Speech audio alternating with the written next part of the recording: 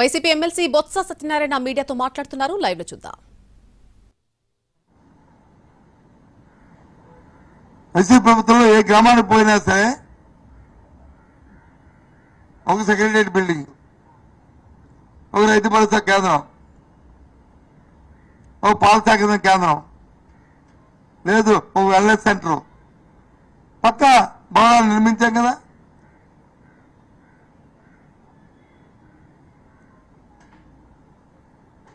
గ్రామీణ ప్రాంతాల్లో ప్రజలకు అవసరమైన కార్యక్రమాలని ఉపాధి హామీల నిబంధనల ప్రకారం కార్యక్రమాలు చేశాం కదా.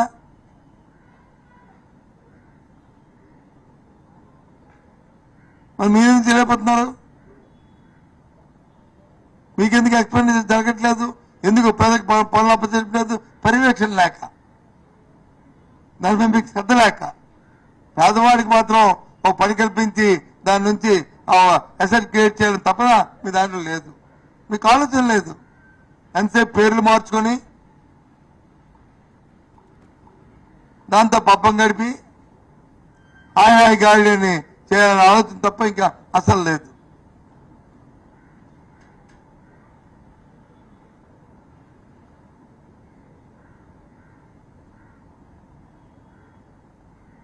పేదల కోసం ఆలోచన చేసి, వైద్యం కోసం ఆలోచన చేసి హాస్పిటల్ పెడితే, ప్రైవేట్ హాస్పిటల్ ప్రభుత్వ హాస్పిటల్ పెడితే, ప్రభుత్వ కళాశాలలు పెడితే ప్రైవేట్ పనులు చేస్తా అంటారు. మళ్ళీ పైపచ్చి వాళ్ళు వచ్చంట క్యాబినెట్ లో చూశారు పేపర్లో, ప్రభుత్వ కళాశాలను పెడతారట, కానీ లోన మాత్రం ప్రైవేట్ కార్యక్రమాలు చేస్తారండి. ఏంటి వాడు నాన్సెన్స్? ఏంటిది చెప్పండి? ఈ ధర్మ ప్రభుత్వ కళాశాల ప్రభుత్వ అయినప్పుడు కేజీలో ఏం జరుగుతుందో ఆ నిబంధనలు జరగాలి.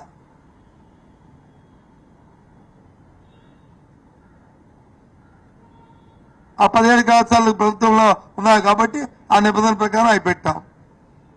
చదువుకున్న విద్యార్థి కాలేజీలో చదువుకున్న విద్యార్థులకి అయితే వాళ్ళకి ఏబిసిడి కేటగిరీలు పెట్టాం. వాళ్ళు స్వయంశక్తిగా అవి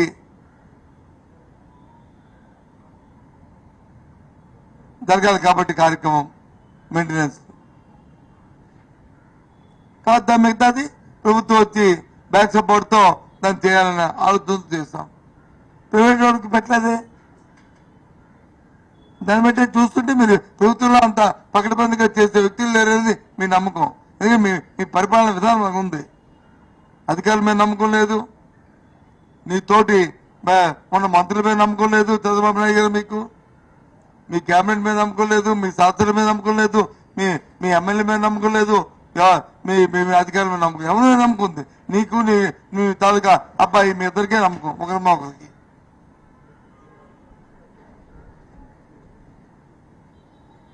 నమ్మకం ఉంటే బాధ్యతగా వాళ్ళకి ఆ కార్యక్రమం చేయించవచ్చు కదా.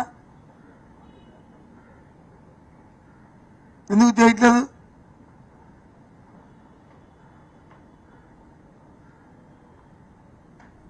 ఈ రంగం కాదు, ఆ రంగం కాదు, పూర్తిగా వైఫల్యం చెందింది రాష్ట్రం. ఈ ప్రభుత్వ కార్యక్రమం ఏ కార్యక్రమం కూడా.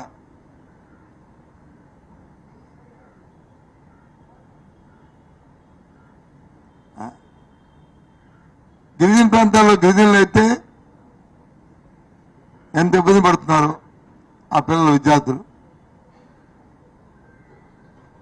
మొన్న మనం కురపాము చూసాం. ఇంకా రేపేపులో గిరిజన ప్రాంతానికి వెళ్ళబోతున్నాం చూడటానికి. కేజీహెచ్ కూడా వెళ్ళబోతున్నాం. గత సంవత్సరం నుంచి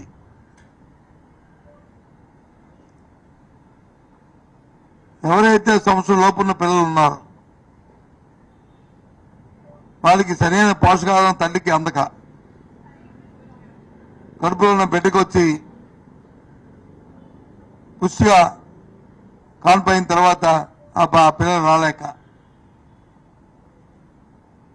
ఏమిటి ఇబ్బందితో ఇవాళ ఆ పైన పిల్లలు ఎంత ఇబ్బంది పడుతున్నారో నేను సంఖ్య చెప్తే మళ్ళీ బాగోదు. ఇది చూడండి, ప్రత్యేకంగా చూసిన తర్వాత అక్కడే మాట్లాడి చెప్తాను.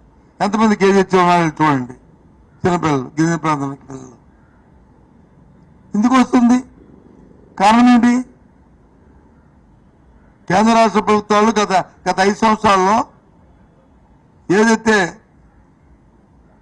గర్భిణీ స్త్రీకి మనం ప్రెగ్నెంట్ నుంచి మరి బిడ్డ మళ్ళీ సంవత్సరం వరకు కూడా